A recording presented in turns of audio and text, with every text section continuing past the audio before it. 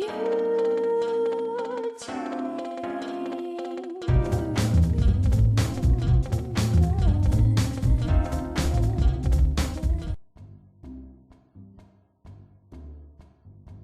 everyone!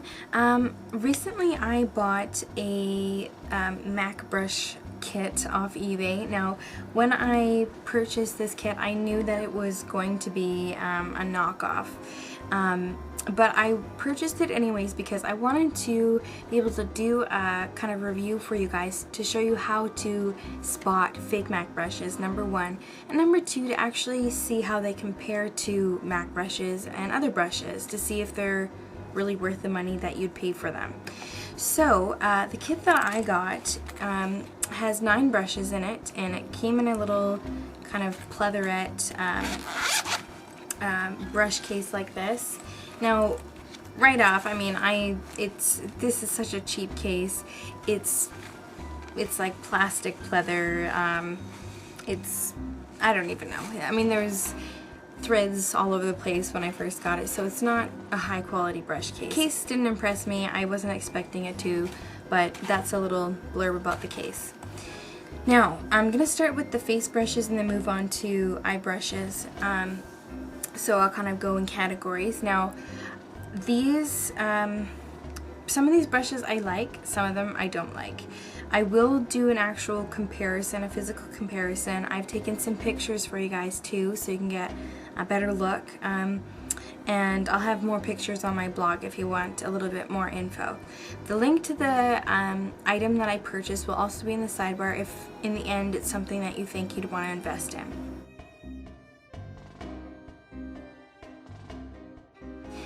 Now, to compare. I'm going to compare the 168 and the 139 because, or sorry, the 239 and the 168 because those are the two brushes that I have that I kind of have duplicates from this kit. Now, there are a few ways to tell that they're a knockoff. First of all, the actual heads, like what the actual hairs are shaped like. With some of them it's harder to tell, but this is obviously a huge difference. It's smaller. The handle, if you take a close look, this is the fake one, is a little bit wider. And one of the biggest ways to tell is the bottom part. You can see this is the original one, and you can see it kind of goes in a little bit, like it's actually got a little bit of a shape on the bottom. The fake one doesn't. Just grab my 239 and show you with this one. So again, you can see like the handle part. That's the real one, and this is the fake one. So you can see it doesn't have the proper kind of indent.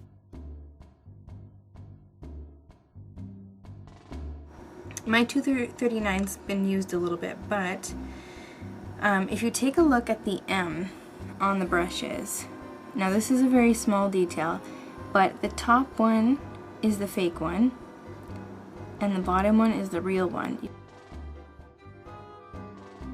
You can see that there's a bigger kind of offset gap in the M than on the original. The other thing to tell, now this is probably something you can only tell with a real MAC brush versus a fake one, like in your hand, is that the actual color of the handle is slightly off. Just, you can kind of tell the difference in color. So, those are kind of my little tips on how to tell the difference. It's really hard if you've never bought a real MAC brush to know, but hopefully you guys can take my tips on with you when you're kind of bargain shopping.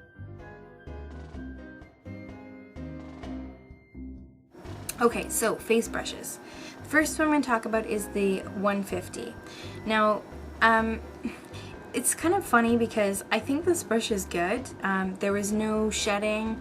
The bristles themselves they're not really soft, but they're not all that bad. They're kind of like the e.l.f. complexion brush bristles, so they're not really rough or anything. It's just, I don't like big brushes. I don't like big huge brushes. They're not it wouldn't be something that I plan on purchasing at MAC or any place, just because it's something I just don't typically grab. But it is good for kind of just doing a quick setting of powder all over the place, and maybe even doing some body powdering, I don't know.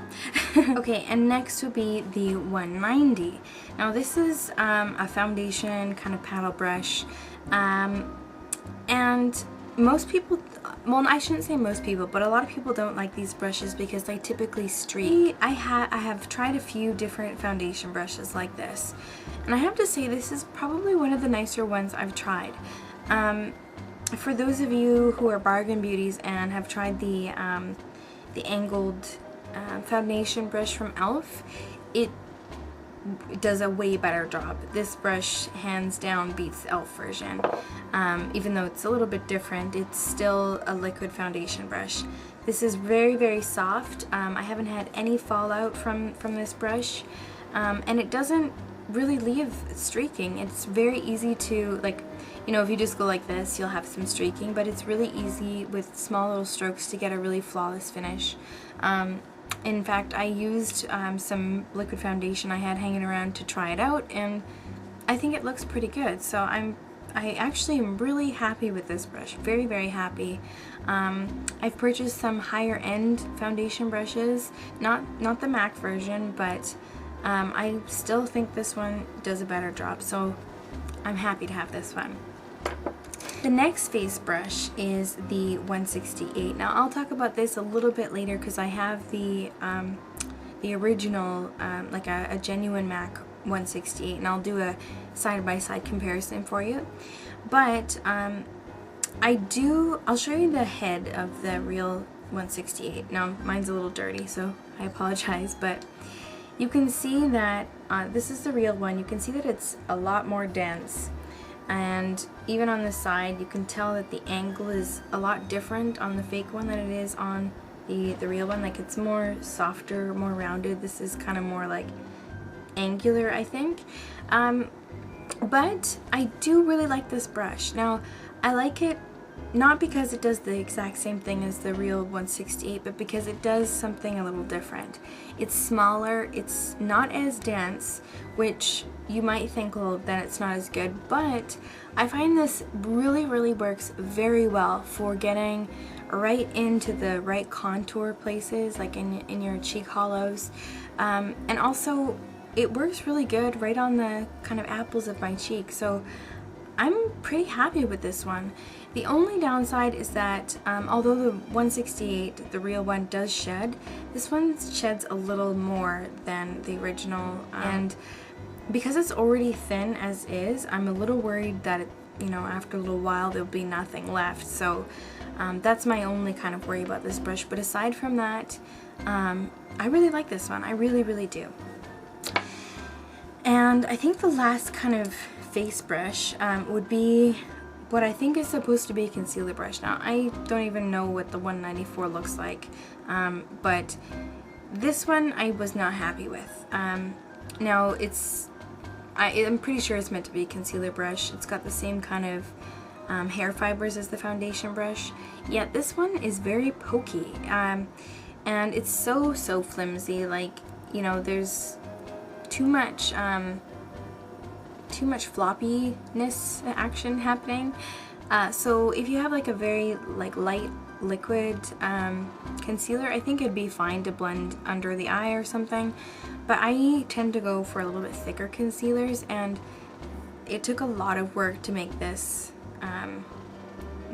It was just not very functional for me. So, I don't really like this one. Plus, like I said, you know, going back and forth, you can feel it poking your skin, and I didn't like that. Plus, the hairs are actually a little uneven, so maybe that's why it's poking me. But anyways, that one, I probably won't reach for it very often. And the next one, actually this is going into eye brushes now, would be the 266. Now, this one is, I think, very different to the original MAC brush because, again, this one is so floppy. There's no way this can be an angled liner brush or something.